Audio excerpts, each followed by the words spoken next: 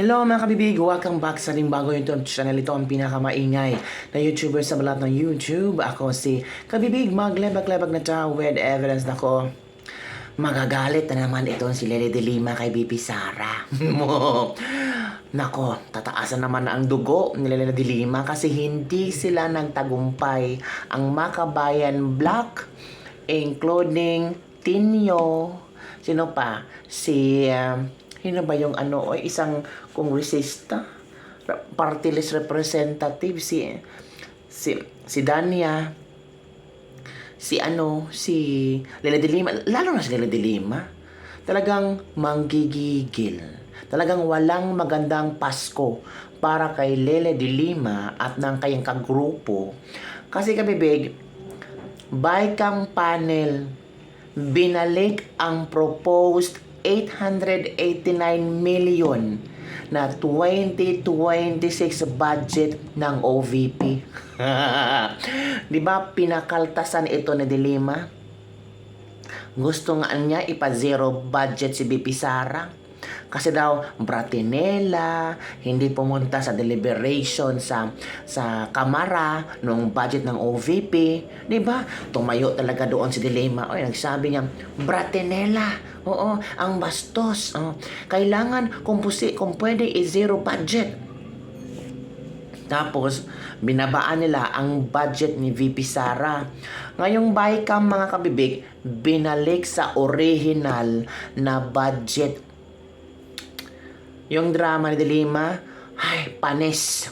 Nawala sa eksena. Talagang, halata naman natin scripted yun eh. Halata namang pinopolitika nila ang OVP. Kaya, hindi magtatagumpay ang balak nila sa OVP, kay VP Sara.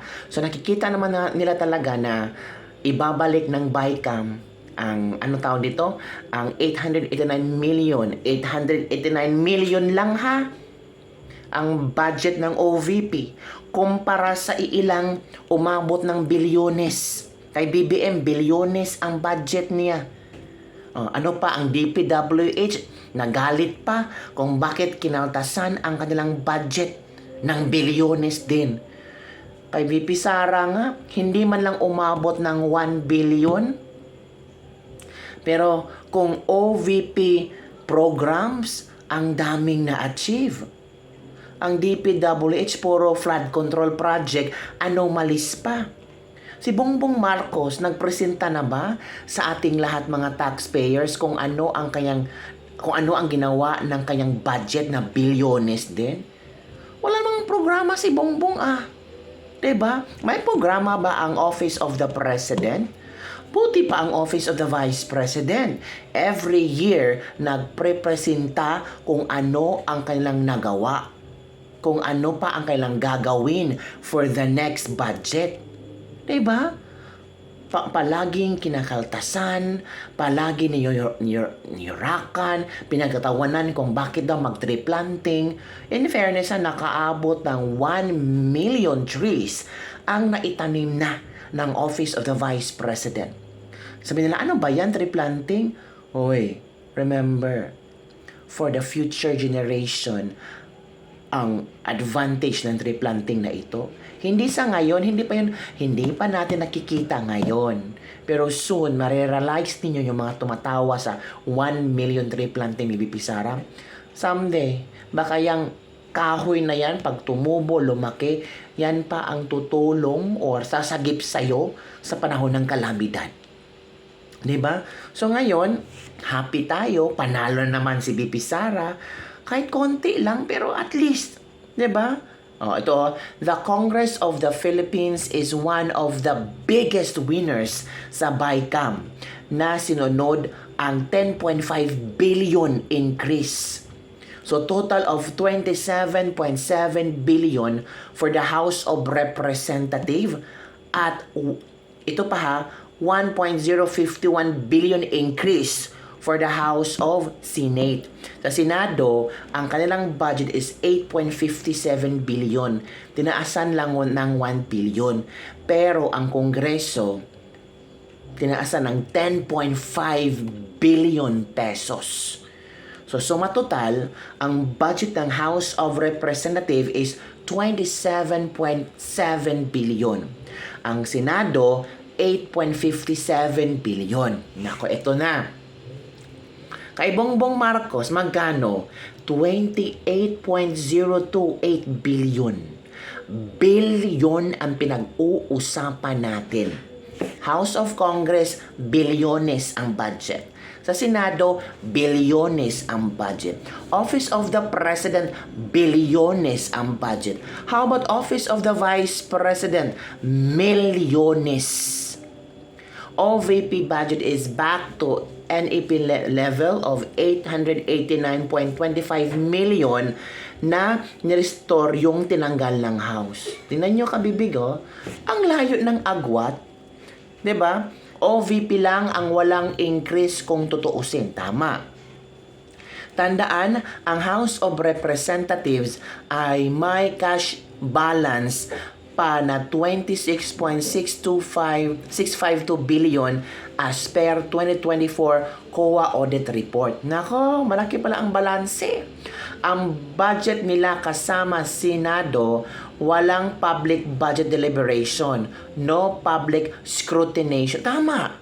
Kay VP Sara, they scrutinize every programa ang budget ng OVP. 'Di ba? Pero ang Kongreso, walang public scrutination, hindi alam ng publiko kung saan ilalatag nila or saan nila ibibigay yung budget nila, pati Senado. Sabi dito, tiba-tiba ang MOOs, busog na busog, busog-lusog sa pork barrel at pabida-bida sa ayuda distribution. Congress is not for progress. Grabe, no? As in, shocking. Ang laki ng kanilang budget, mga bilyones ang pinag-uusapan natin. Samantalang the Office of the Vice President, milyones. Diba? Ito ang komento ng ating mga netizen. 889.23 million, not billion kay VP Sara. Samantala ang mga kongresista, nako, lumalangoy sa bilyones. Million only ang budget ni OVP, hindi billions, pero marami ang ginawang programa. Sobra ng 111 million sa OVP kasi 889 million na ang budget niya. Hindi 889 million pakikor. Congress is for self-interest, not for taong bayan. Di po billion OVP, millions lang. Millions naman ang OVP, Kasi kami mahihirap, nagmukha talagang timawa sa sobrang mahal na mga bilihin. Nagtaasan lahat ng bilihin, hindi alam kung sa susunod na buwan makasurvive pa ba. Tapos ito pa, humirit pa sila na yung 1,000 daw pesos okay na sa 1 week sa isang pamilya. After ng 500 na Noche Buena, paldo-paldo hanggang 2028 pa yan. Lahat yan utang na babayarin natin kahit di natin napapakinabangan. Tama ang sinabi ni Cocoron. Utang niyang tax ito ng taong bayan May nakikinabang ba tayo? Meron pang mga anomaly sa flood control, 'di ba? Congress is used to abolish Congress, sabi ni Mito Teves. So yun kabibig, yun ang mga komento ng ating shocking. Sobrang lucky kabibig. Ewan ko kung ano bang mga programa nila. Wala man lang inaudit ba sila? Hindi katulad ni BP Sara, 3 years consistent sa COA, unmodified ang kanyang COA report. Meron bang mga COA report sa Office of the President? Meron bang COA report sa mga Senado, sa mga kongresista? Meron bang mga kongresista or senador na nag-post, tingnan nyo ang COA nag-audit na sa aming ahensya, ito ang sabi ng ahensya ng COA sa mga ahensya, ganito, ganyan. Buti pang OVP every now and then, maraming nakamasid kung ano ang report galing sa COA. Pero kahit paano pa sila magmasid, kahit paano pang paninira kay BP Sara, unmodified ang sabi ng COA. Yung iba nga, kahit i-twist pa nila ang story tungkol sa OVP. Diba? Ngayon, si BP Sara, ibalik daw ang Quadcom para paimbestigahan si Madriaga. Ay, nako. Wala na ba kayong ibang script dyan? Tapos BP Sara, may bagman daw. Ay, talaga? So it means si BP Sara, kasi ang bagman ng BP Sara, noong kasagsagan ng eleksyon, oy talaga. Talaga ba? May bagman si BP Sara? Meron na kabibig si Ramil Madriaga. Kasi daw, maraming pera, tapos yung confidential funds, kaya nawala ang 125 million confidential funds, ganito ganyan. Kung talagang nawala, bakit ang OVP ng COA is unmodified? Di ba kabibig?